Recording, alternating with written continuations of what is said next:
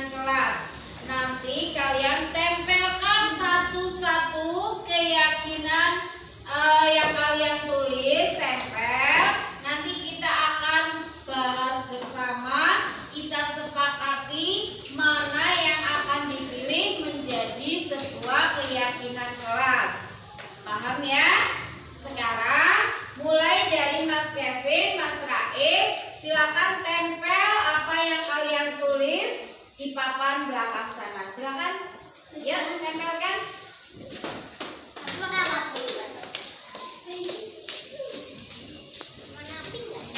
Ya. Terus kemudian Kikol gue. bisa nempel? Oh, ini kebalik, yang ada lemnya harusnya di belakang. Iya, ini nggak apa-apa, ini nempel maka. Nah, ya. Kemudian barisannya, Mas. Gara. Mas Bara, yuk Mas Bara. Iya, silakan antri. Ya. Boleh. Yuk, yang lain. Ini banyak nyekal. Yang lain? Ya, yuk, sudah? Ya, punya Mas Ilham. Sudah? Setelah itu yuk yang perempuan. Barisan sini dulu ya, biar tertib. Ya.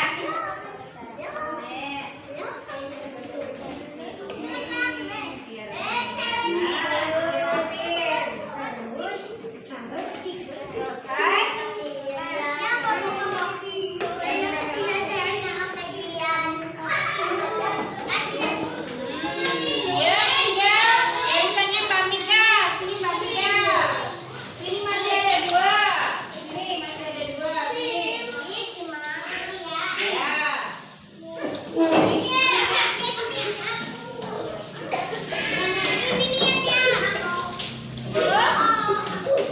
Sudah?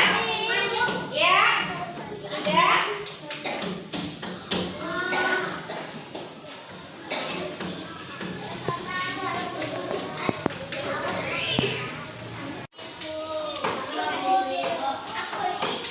Silakan berikutnya.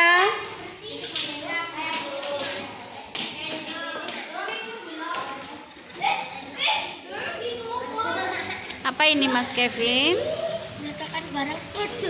Meletakkan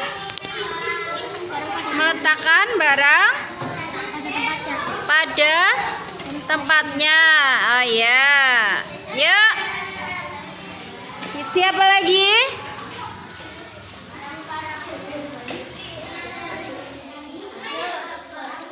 Apa Mbak Kesya?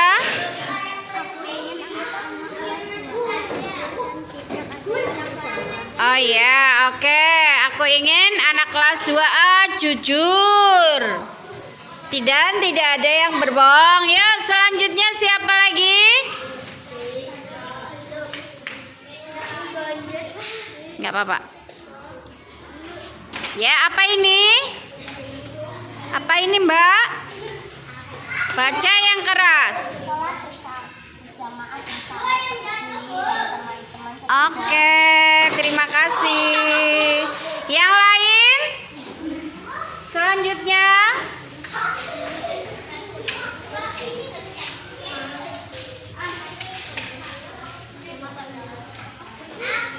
Dibaca Mbak Mika yang keras.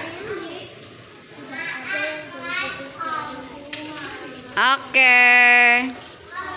Lagi?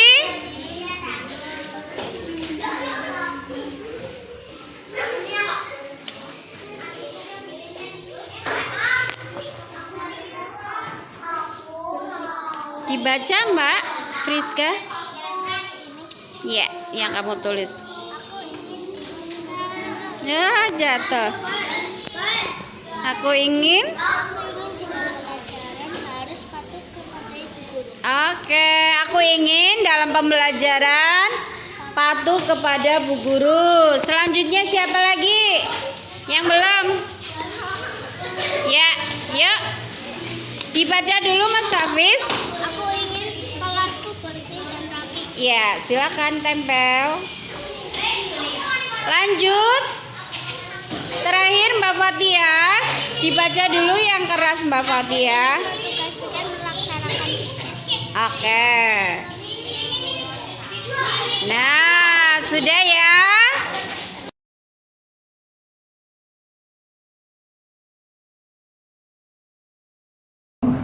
Bismillahirrahmanirrahim. Assalamualaikum warahmatullahi wabarakatuh. Waalaikumsalam warahmatullahi wabarakatuh. Alhamdulillahirabbil alamin. Wassalatu wassalamu ala asyrofil anbiya'i wal mursalin wa ala alihi washabihi ajmain. Asyhadu an la ilaha illallah wa asyhadu anna Muhammadar Rasulullah. Amma ba'du. Yang terhormat Ibu Kepala Sekolah SD Negeri 2 Tuvalu, yang saya hormati Bapak dan Ibu Guru SD Negeri 2 Tuvalu, serta mahasiswa PBG Raja Batar Universitas Muhammadiyah Purwokerto tahun 2023. Pertama, marilah kita mengucapkan puja dan puji syukur atas segala rahmat Allah yang telah dilimpahkan sehingga kita diberikan kesempatan, nikmat sehat dan sifat, sehingga kita bisa berkumpul dalam sebuah kegiatan yang insya Allah akan memberikan manfaat untuk kita semuanya. Salawat dan salam tercurah kepada Nabi junjungan kita, Nabi besar Muhammad Shallallahu Alaihi Wasallam. Semoga kita tergolong dalam umatnya yang senantiasa istiqomah dalam menjalankan sunnahnya. Amin, amin ya rabbal alamin. Yang kedua, ucapan terima kasih saya kepada Bapak Ibu Kepala Sekolah yang telah memberikan waktunya, tempatnya untuk saya bisa melaksanakan tugas diseminasi aksi nyata budaya positif modul 1.4 untuk kegiatan CGP Angkatan 7. Bapak Ibu semuanya, ini kegiatan santai, jadi monggo dinikmati hidangannya sambil mendengarkan saja. Kita mulai ya Bapak Ibu. Silakan Bu Fia. Yang pertama, kegiatan ini saya persembahkan dalam rangka diseminasi aksi nyata budaya positif modul 1.4 dalam pendidikan guru penggerak Angkatan 7 Kabupaten Banyumas. Di sini saya akan menerangkan apa yang telah saya dapatkan selama 2 bulan menjalani pendidikan guru penggerak. Jadi saya berdiri di sini bukannya saya ingin menggurui Bapak Ibu semuanya. Saya yakin Bapak Ibu semuanya lebih dari saya. Sebelum kita melanjutkan bahasan yang pertama, saya ingin bertanya kepada Bapak Ibu semuanya. Menurut Bapak Ibu semuanya, hukuman itu dapat mendisiplinkan anak atau tidak? Menurut pendapat panjenengan semuanya, bisa atau tidak?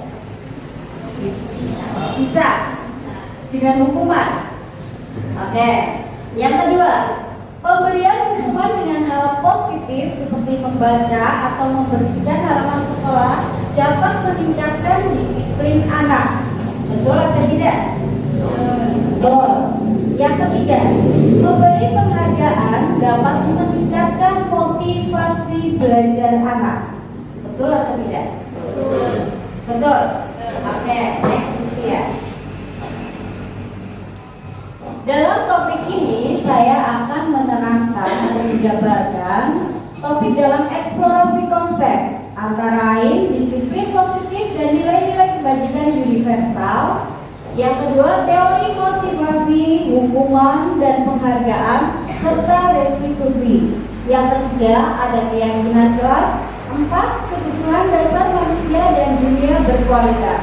Yang kelima, restitusi restitusi, yaitu 5 posisi kontrol kita sebagai pendidik. Yang keenam, restitusi segitiga. Yang pertama, pembelajaran 2.1, disiplin positif dan nilai-nilai kebajikan universal. Ya, disiplin bisa diamati pada layar di depan. Disiplin sendiri berasal dari bahasa Latin, disiplina, yang artinya belajar. Makna asal dari kata ini berkonotasi dengan disiplin diri dan murid-murid Socrates and Plato.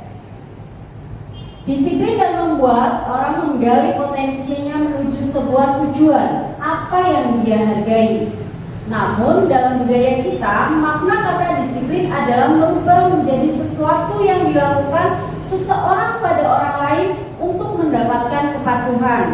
Kecenderungan umum adalah menghubungkan kata disiplin dengan ketidaknyamanan, bukan dengan apa yang kita hargai atau pencapaian suatu tujuan mulia. Nah, Bapak Ibu sekalian, murid-murid kita atau kita saja lah dulu kalau masih sekolah, sebelum nggak dengan kata disiplin. Datang harus jam 7 kurang, sepatu harus hitam. Sekolah nggak mau tahu, Bapak Ibu guru kita nggak mau tahu. Kemarin hujan besar, kita cuma punya sepatu satu, ya kehujanan, kalau sekali ini nanti melar ibaratnya ya sepatu kita. Nah, itu mereka nggak mau tahu ya kan? Tanpa mereka tanya dulu, apa sih sebabnya kita pakai sepatu kok beda warna? Kita dulu amat membenci dengan kedisiplinan. Orang galak PR, pembeli suka, ya apa tidak? Tidak mengikuti pelajaran, suruh hormat bendera di tengah lapangan. Terlambat, suruh mengelilingi 2 kali putaran lapangan voli, misal seperti itu. Jadi kata-kata disiplin itu kita kesannya apa ya? Sebel kayak gitu loh ya. Kata disiplin itu seakan memaksa kita untuk patuh apa segala perintahnya dari bapak guru tersebut tanpa mengetahui alasan kita. Kalau misalkan kita melanggar peraturan tersebut. Lanjut. Nah, tadi pembelajaran tadi mengenai disiplin nanti akan diulas secara beruntun di modul selanjutnya. Kemudian pembelajaran 2.2, teori motivasi, hukuman dan penghargaan serta restitusi. Teori motivasi perilaku manusia. Jadi motivasi itu terdiri dari 2, yaitu motivasi ekstrinsik dan motivasi intrinsik. Eksternal dan internal. Yang termasuk dalam eksternal itu untuk menghindari ketidaknyamanan hukuman. Jadi kalau murid kita itu melakukan sebuah kepatuhan hanya semata-mata itu enggak ingin loh dihukum oleh bapak ibu guru. Contohnya kita saja sebagai pendidik. Aku kepengen makan tepat waktu, jam itu kurang 10, hanya semata-mata 1, ben kepala sekolah bohong, 2, ben orang diomeli, 3, biar dapat pujian. Pasti salah satunya ada dari alasan tersebut.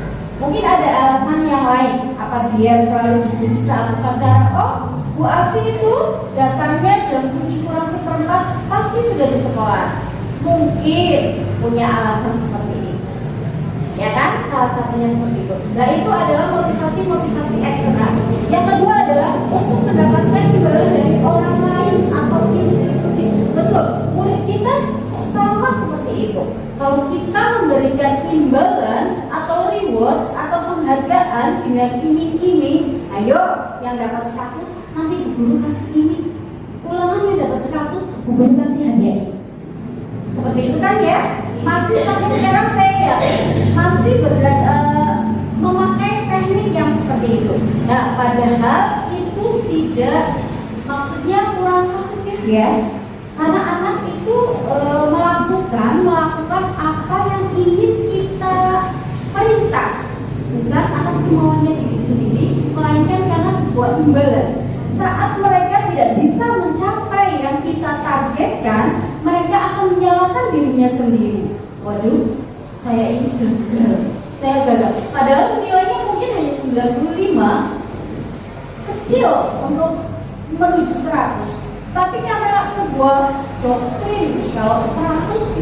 dia. Karena dia gagal merasa tersaingi oleh temannya, maka dia akan merasa menggagalkan dirinya sendiri. Saya gagal menjadi orang yang gagal, tidak bisa memperoleh nilai 100. Nah, itu yang kita perlu waspadai. Selanjutnya ada motivasi internal. Nah, ini tujuan dari disiplin positif yang sesungguhnya. Bahwa tujuan dari motivasi internal yaitu untuk menghargai dirinya sendiri. Jadi misalkan tadi kita datang tepat waktu saat bekerja sampai ke sekolah, itu benar-benar karena dia ingin menghargai. Saya ingin menghargai diri saya sendiri, bukan karena ingin dipuji oleh ibu kepala sekolah atau ingin menghargai teman-temannya yang lain karena terlambat atau lebih siang dari yang lain, atau kita ingin dipuji oleh orang lain. Nah, itu kita menghindari seperti itu. Tapi kita semata-mata ingin menumbuhkan, saya ingin jadi pendidik yang disiplin. Saya ingin mencontohkan kepada murid-murid saya bahwa kedisiplinan dalam sekolah, dalam segala hal sangat diperlukan. Lanjut. Menurut Ki Hajar Dewantoro, merdeka itu artinya tidak hanya terlepas dari perintah, akan tetapi juga cakap membuat pemerintah diri sendiri. Jadi, yang namanya merdeka itu bukan semata-mata lepas dari perintah. Oh, aku bebas, aku nggak bisa diatur-atur oleh kepala sekolah, oleh guru, oleh yang lainnya, oleh atasan. Itu bukan seperti itu yang namanya merdeka. Tetapi yang namanya merdeka, kita bisa mengontrol diri sendiri, mengendalikan diri sendiri, memerintahkan diri sendiri.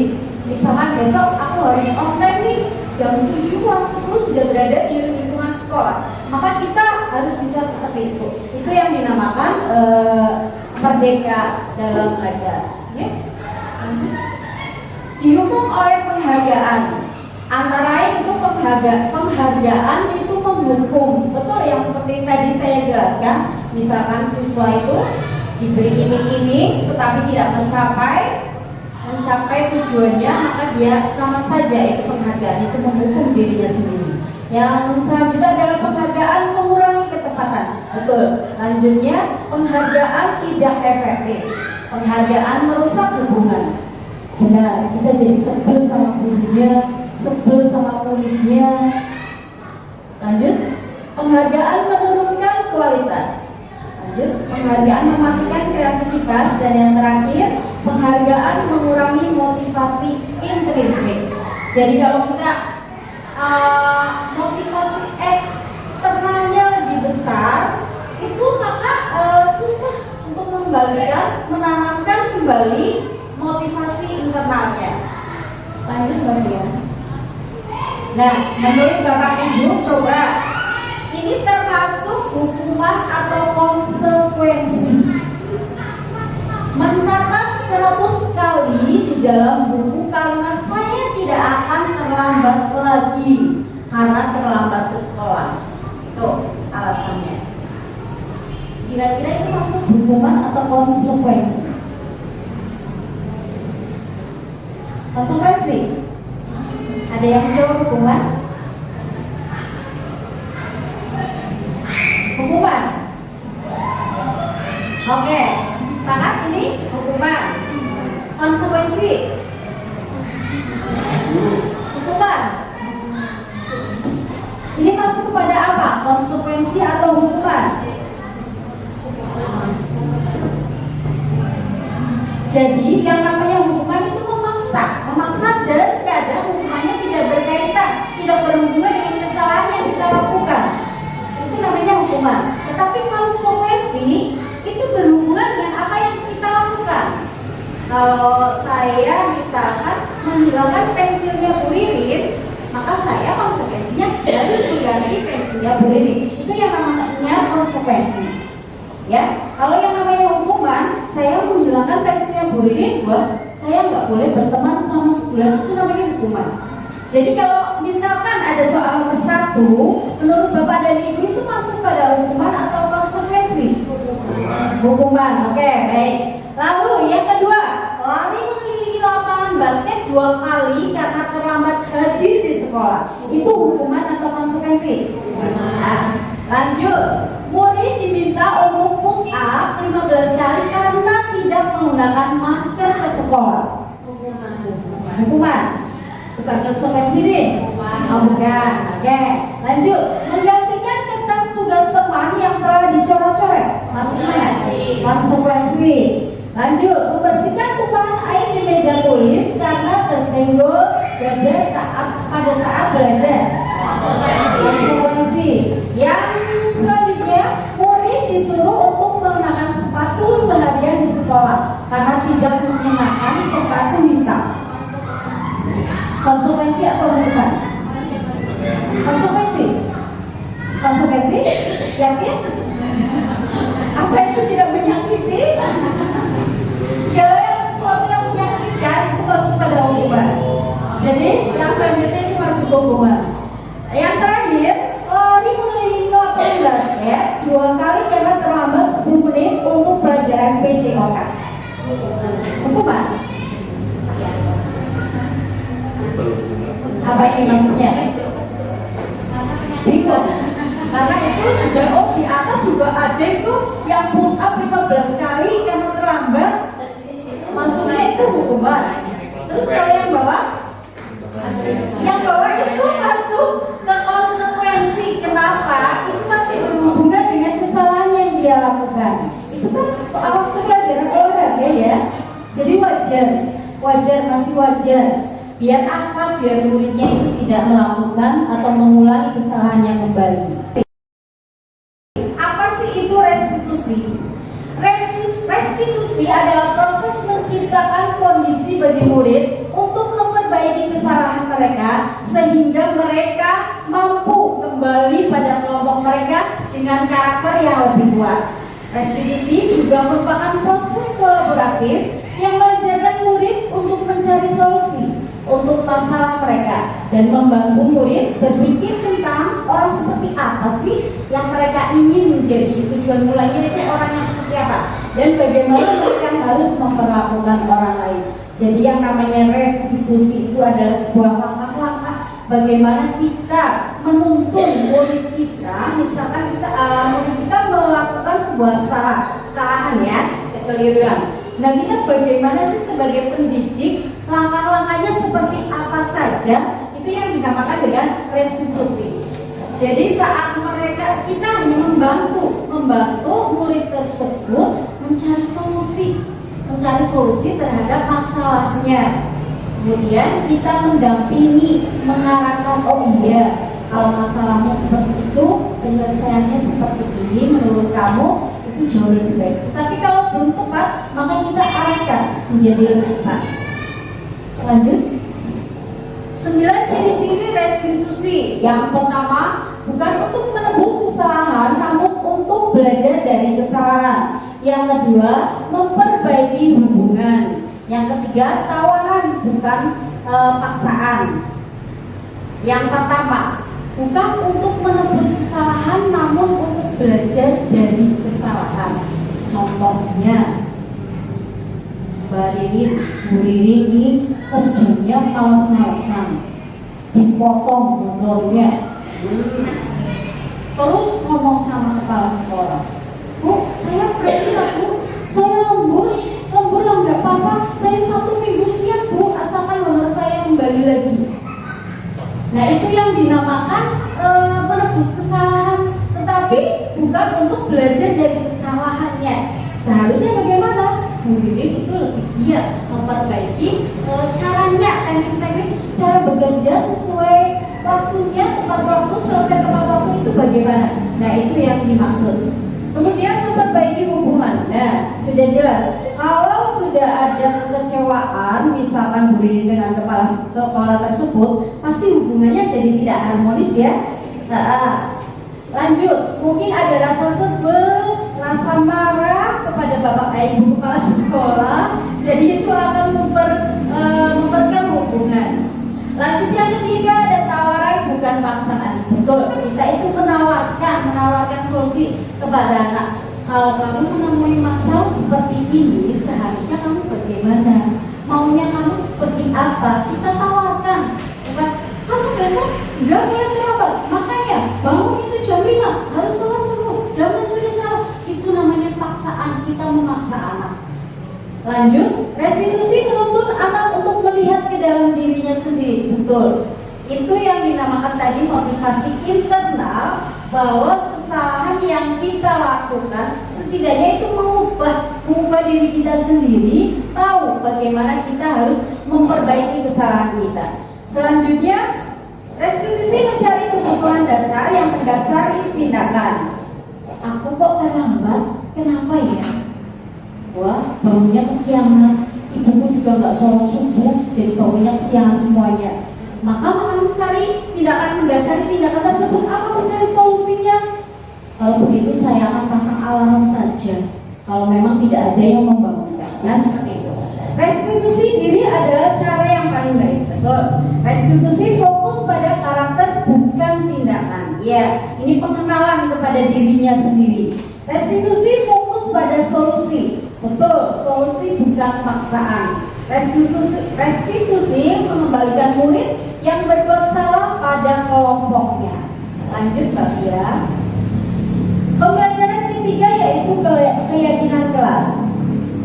Mungkin Bapak Ibu, apa sih itu yang namanya keyakinan kelas? Saya pun pertama mendengar keyakinan kelas. Ayo kita anak-anak, ibu-ibu guru, ayo kita bikin keyakinan kelas. Apa itu keyakinan kelas? Enggak mungkin. Sekarang diberi kertas satu-satu. Kamu ingin kelasnya itu seperti apa? Keyakinan kelas. Kamu ingin kelasnya bersih, tulis saya ingin kelasnya bersih. Ternyata yang namanya keyakinan kelas itu kita mengenalnya dengan apa ya?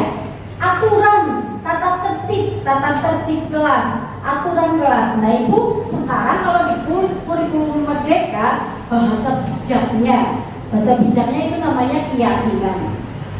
Lanjut. Mengapa tidak peraturan? Peraturan saja, mengapa harus keyakinan? Nah ini bedanya peraturan dengan keyakinan. Kalau peraturan itu bersifat seperti memaksa, kita tidak diberikan kesempatan untuk ikut merancang peraturan tersebut. Tetapi serta-merta peraturan itu sudah jadi dan kita harus mematuhi. Nah itu namanya peraturan. Tapi kalau keyakinan itu dirundingkan, dimusyawarahkan dengan nyata dalam suatu kelompok. Bagaimana kalau ini disepakati bersama atau tidak? Kalau sudah tercapai sebuah kesepakatan, maka itu namanya sebuah keyakinan. Lanjut Mbak Fia. Ya, di sini ada peraturan kelas. Peraturan kelas itu kalau dirundingkan bersama-sama, terjadi kesepakatan antara pendidik dan murid, maka itu akan menjadi keyakinan kelas. Keyakinan kelas itu apabila dilaksanakan oleh lingkungan itu sendiri, maka akan tercipta lingkungan yang positif. Lingkungan positif menghadirkan budaya yang positif. Lanjut Vivian. Nah ini kesepakatan kelas, contoh poster-poster seperti ini. Zaman sekarang ini anak SD sudah bisa membuat poster seperti ini. Nah kita yang udah usianya berapa puluh tahun baru mengenal Canva, gitu sih. Mengenal Canva baru bisa membuat poster melalui aplikasi Canva. Lanjut. Kegiatan pendalaman keyakinan kelas tabel T dan tabel D. Lanjut saja, ya. Kegiatan pendalaman. Lanjut. Ya, pembelajaran keempat, kebutuhan dasar manusia dan dunia berkualitas. Kebutuhan manusia sejatinya itu ada 5. Apa saja? Itu ada kasih sayang dan rasa diterima. Sudah jelas kita sebagai manusia membutuhkan kasih sayang. Nah itu mbak-mbak, mas-mas yang masih jomblo membutuhkan kasih sayang atau tidak? Iya, sudah jelas butuh. Baik yang masih bayi baru lahir maupun yang sudah tua, bahkan yang mau meninggal itu perlu mendapatkan kasih sayang dan rasa diterima. Yang kemudian adalah penguasaan. Yang ketiga kebebasan. Keempat kesenangan. Yang terakhir adalah bertahan hidup. Pembelajaran 5 posisi kontrol. Lanjut. Nah, coba kita telaah diri sendiri. Kita ini selama ini jadi pendidik sudah masuk pada posisi kontrol yang keberapa? Saat murid kita melakukan kesalahan, itu kita masuk ke peran keberapa? Atau sebagai penghukum, atau sebagai pembuat orang merasa bersalah, sebagai teman, sebagai pemantau, atau ini manusia yang paling sempurna yaitu sebagai manajer. Saya yakin kita semuanya sebagai pendidik di sini pernah berada dalam posisi tersebut sebagai penghukum. Misal urusan lombok-lombok, nyatanya kita pernah menghukum anak didik kita, iya apa tidak? Jangan ribut, sana keluar. Nah, seperti itu namanya menghukum. Masih berisik, orang balik. Nah, itu namanya menghukum. Lanjut, membuat orang merasa bersalah itu dengan kata-kata saja. Tuh kan, gara-gara kamu bu guru jadi dimarahi di kepala sekolah. Itu kata-kata itu mengandung apa ya? Halus tapi cekitilah. Oh iya ya, gara-gara aku nih guru jadi dimarahi. Itu yang namanya membuat orang merasa bersalah. Lanjut, kita sebagai teman. Teman itu bisa dengan halus, ya sudah, jangan dipikirkan, yuk kita cari solusinya. Itu seperti itu. Pemantau hampir sama dengan posisi sebagai teman. Cuma pemantau tidak menawarkan solusi. Kalau teman menawarkan solusi. Manajer, ini manajer itu begitu perfectnya menghadapi anak-anak yang penuh dengan masalah. Bagaimana langkah-langkahnya? Nah itu manajer itu sudah perfect lah. Lanjut ya. Lanjut. Yang tadi. Ya. Nah ini pernyataan. Kalau ada kata-kata seperti ini, Bapak dan Ibu sering mengucapkan kata-kata seperti ini, maka itulah masuk dalam posisi apa? Saya kecewa sekali dengan kamu. Itu berarti panjenengan masuk dalam membuat orang merasa bersalah. Kamu tidak pernah benar melakukannya. Nah itu penghukum.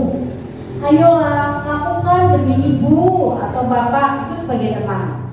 Apakah kamu mau mendapatkan stiker bintang hari ini? Itu pemantau, penuh dengan embel-embel, imbalan. Itu pemantau. Bagaimana kamu bisa menyelesaikan masalah ini? Itu manajer menawarkan solusi. Lanjut, kamu selalu yang paling terakhir. Nah itu sama saja penghukum. Sudah lanjut. Pembelajaran 6 segitiga restitusi. Nah, di sini ada segitiga restitusi. Yang pertama, validasi kesalahan. Yang kedua itu menawarkan keyakinan, menstabilkan identitas. Kemudian ada kata-katanya, tolong itu bisa dilihat ya. Nilai-nilai apa saja yang kita lakukan. Kamu ingin menjadi orang yang seperti apa? Nah itu kamu bukan satu-satunya yang pernah melakukan ini. Jadi saat kita menemui masalah, anak itu melakukan kesalahan, nggak langsung menghakimi, tetapi kita harus tahu langkah-langkah restitusi ini. Ini sangat penting untuk kita menghadapi anak-anak yang mungkin jauh dari kata disiplin. Lanjut ya. Lanjut.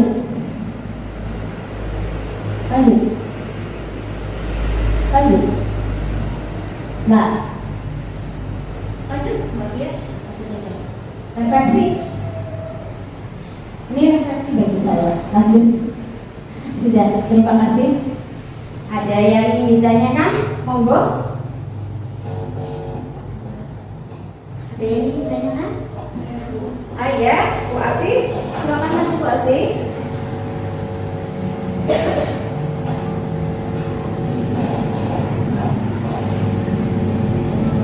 Saya ingin menanyakan tentang sekarang kan banyak anak-anak yang sering terlambat masih sekolah. Itu bagaimana cara guru untuk mengatasi itu agar anak tidak merasa dihukum? Ya. bagaimana sih kita menyikapi atau menyelesaikan masalah yang terakhir sebelum terima kasih. Segitiga restitusi. Lanjut, next. Nah ini tadi ada segitiga restitusi. Segitiga restitusi ini digunakan untuk menghadapi anak-anak yang bermasalah dengan kedisiplinan. Antara lain harus tahu langkah-langkahnya. Yang pertama yaitu menstabilkan identitas. Biasanya kalau anak itu punya salah, mereka akan ketakutan. Tergantung ya anak sekarang, ada yang takut, ada yang cuek biasa saja, ya. Apalagi anak sekarang kalau berbuat salah cuek saja. Nah itu kita menstabilkan identitas dulu. Tidak langsung menghakimi, tidak langsung menghukum, tidak langsung memarahi, tetapi distabilkan identitasnya. Dengan cara apa? Saya dulu waktu kecil juga pernah terlambat. Nah, dengan kata-kata itu maka murid akan shock, ya kan? Yang tadinya marah, takut, malu, maka keadaan emosionalnya akan turun. Nah itu kata-kata yang seperti itu yang masuk dalam menstabilkan identitas. Langkah selanjutnya apa yang kedua? Yang kedua adalah validasi kebutuhan. Nah bisa dilihat kamu tentu punya alasan. Nah setiap perbuatan itu pasti punya tujuan. Mengapa anak tersebut terlambat? Ditanyakan, kenapa sih kamu terlambat? Oh ternyata motornya banyak bocor. Mau bocor, si Aldo atau kau lakunya betul tapi tetap terlambat. Orang tuanya tidak akan melepaskan karena anak kecil masa mau melakukan bisa. Nah itu yang dimasukkan dalam langkah kedua. Langkah yang terakhir adalah menanyakan keyakinan. Kita tanyakan kembali, apa sih keyakinan kelas kita? Dulu kita kesepakati loh, kalau tidak boleh terlambat masuk sekolah. Kita jelaskan lagi, kita tekankan lagi. Oh iya, dulu kesepakatan kita seperti itu, keyakinan kelas kita seperti itu. Nah, kalau sudah seperti itu, keyakinan kelas seperti itu, terus apa solusi tindakanmu biar besok tidak terlambat? Iya Bu, saya akan bangun lebih pagi. Iya Bu, kalau misalkan motornya macet, saya akan telepon orang rumah biar mengantarkan orang yang lain. Nah itu berarti kita memberikan solusi bersama-sama, menawarkan solusi kepada murid kita sehingga murid kita itu tidak merasa merasa besar pada dirinya sendiri. Ada yang lain? Cukup? Oke. Terima kasih. Demikianlah diseminasi aksi nyata budaya positif yang bisa saya sampaikan. Besar harapan saya semoga ini bisa memberikan pengaruh yang positif pula kepada cara mendidik kita, kepada murid-murid kita. Akhirul kata, wassalamualaikum warahmatullahi wabarakatuh.